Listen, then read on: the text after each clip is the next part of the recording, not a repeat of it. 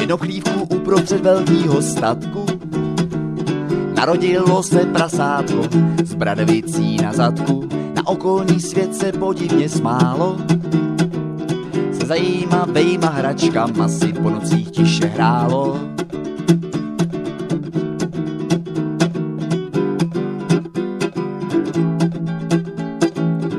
A jak se doba trochu hnula, bradavice ze zadku na ksichtce přesunula, ale podivný úsměv zůstal mu stále.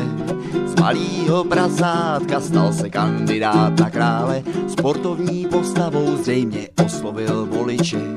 Možná taky účesem jako od Hitlerova holiče. Vybíral si z nejkrásnějších princezen a vybral tu, u který si byl jist, že nebude nikdy podveden.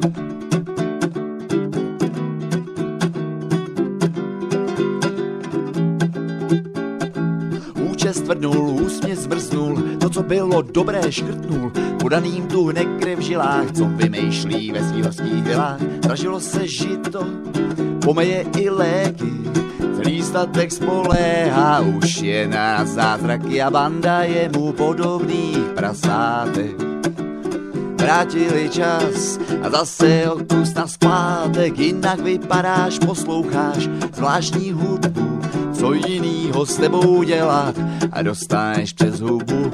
Teď si všichni trhají štětiny a tváří se, jako by byli úplně bez viny.